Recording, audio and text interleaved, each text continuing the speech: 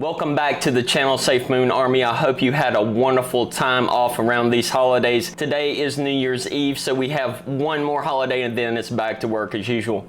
We just got an Operation Phoenix reveal video, so what's going to happen is I'm going to go through that video. We're going to do a reaction, see what John has to talk about, see what kind of things we're looking forward to in 2022, and kind of discuss those as we go through the video. As always, if you do enjoy this video, please feel free to subscribe if you haven't already. I know there's going to be a lot more content coming in the next year.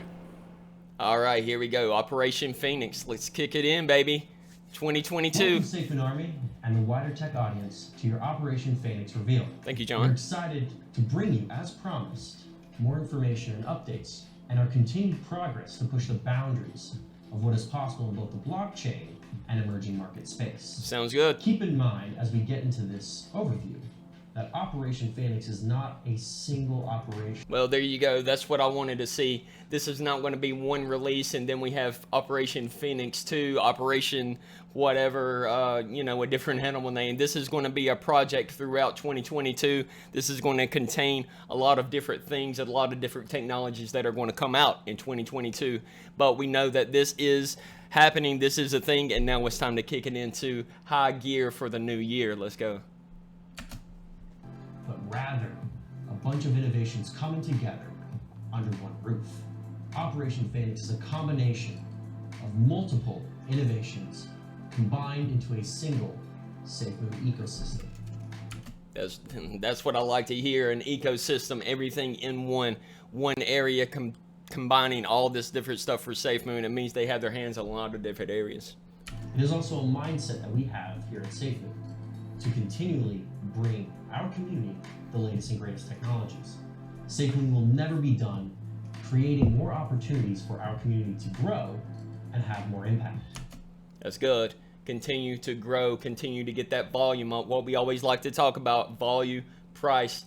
We want to see names being out there. We want to see Safemoon being involved in a lot more.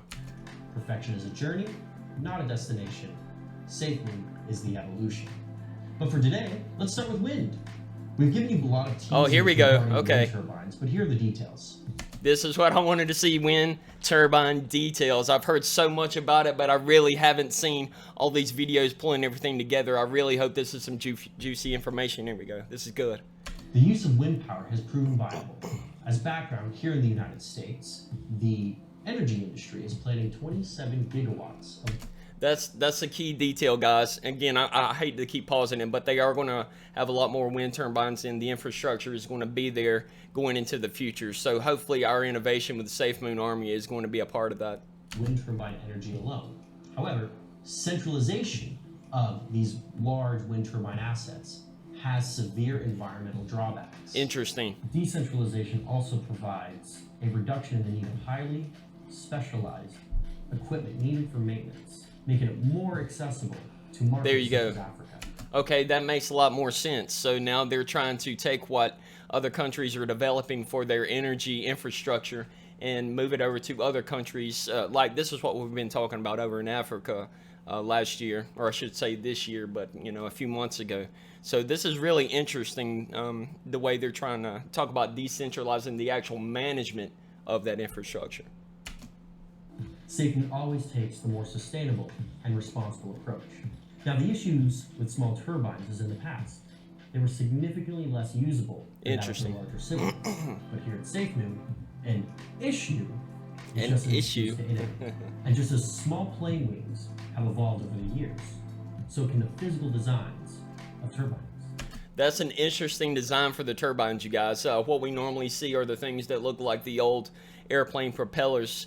And this is a really interesting design and setup. Let's see what he has to go talk about for these.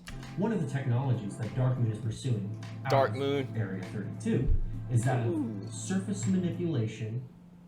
I'm going to have to read this from the teleprompter. There you go. Read it from the teleprompter. Is that of surface manipulation of the foils on smaller turbines through the use of hydrophilic and hydrophobic particles. Interesting. This innovation for wind turbines is done by using unique micron and molecular level technology, making small wind turbine design even more efficient.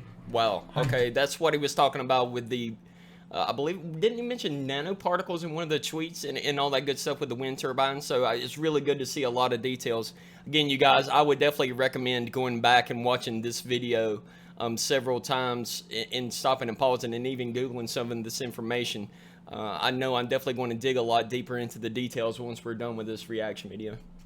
Hydrophilic surfaces patterned and applied on a foil wing or turbine blade can be integrated to produce a greater interface with the active motion of the wind. Interesting. This changes the losses of energy due to chaotic flows into controlled forces of kinetic motion over the turbine. Sounds like a fancy way of saying they're going to spin a lot faster. Is enhanced by the surface patterning of the hydrophilic and hydrophobic coating.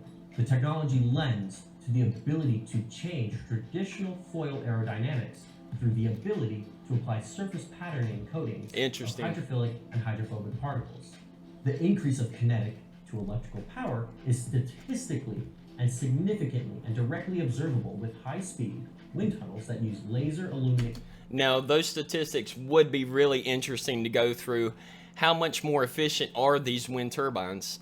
What is going to be the maintenance cost of when they talk about decentralizing the maintenance infrastructure? That's really going to be interesting to find out and to see if that's something that can be deployed on a large scale, maybe even something that you can bring to your home. These look really small. Maybe it's something that's going to be available to the public in the future. Who knows? Atmosphere and high-speed camera technology to record data. In this video, we can see a current turbine blade to scale coated with the hydrophilic material on the surface. Yes, we do. Good. You can see the atmosphere hugging the blade, transferring more energy than traditional. Basically like an airplane wing, which has different pressure air on the bottom than the top. And reduce chaotic flows into controlled laminar flows, which increases the amount of harvested kinetic energy. To accomplish our goal of decentralized turbine energy technology, we are using the following.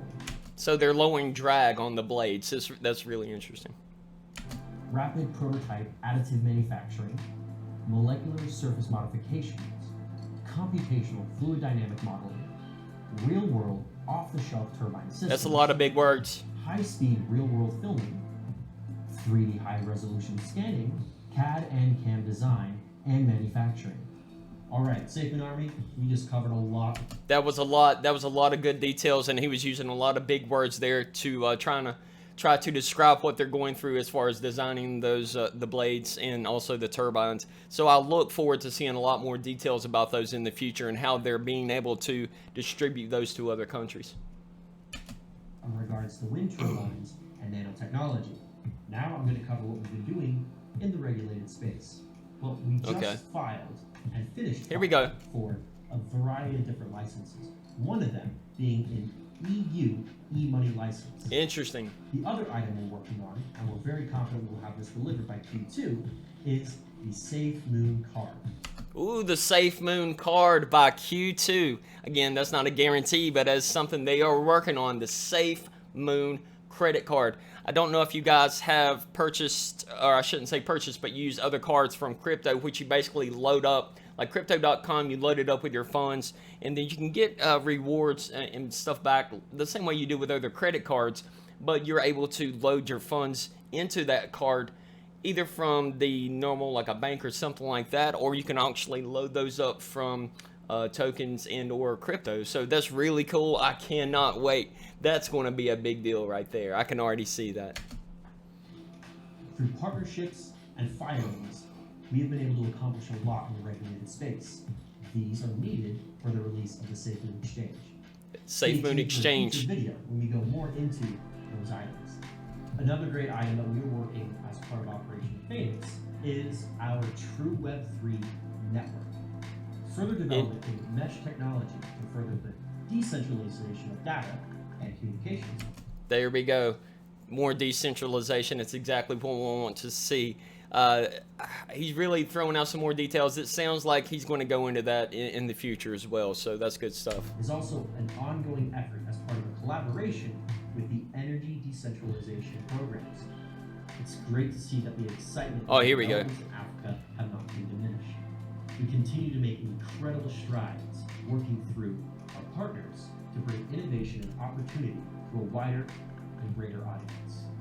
Keep in mind that Safemoon will always be respectful of timelines and of processes with which we've been given to officially enter markets and industries. So there you go. He said Safemoon is definitely being respectful with the timelines. That was one of the things I remember when everyone was talking about switching over to the V2 from V1, why they wouldn't wait and do more with that, why they would just hold off. Well, the one thing is they probably have partnerships. We know they have partnerships where they have timelines, just like any other corporate entity has, where they need to fulfill certain things in a certain time frame.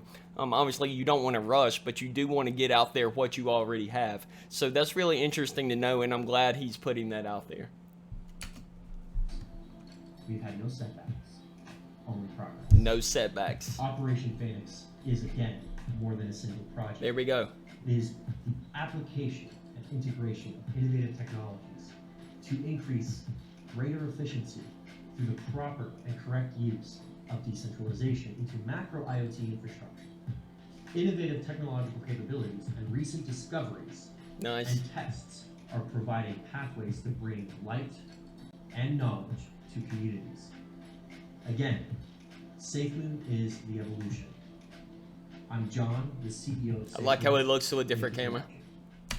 Wow, so that was a lot of stuff, and we are getting a lot of information here at the end of 2021. We saw the New York advertisement boards. We have seen the price start going up, which I'm actually going to do a price analysis video tomorrow after we let all this shake out. I am so excited for 2022, you guys. Go ahead and let's just dig into this information. I know there's going to be a ton of videos out there, so I'm going to try to stay ahead of that, get you some more content out there.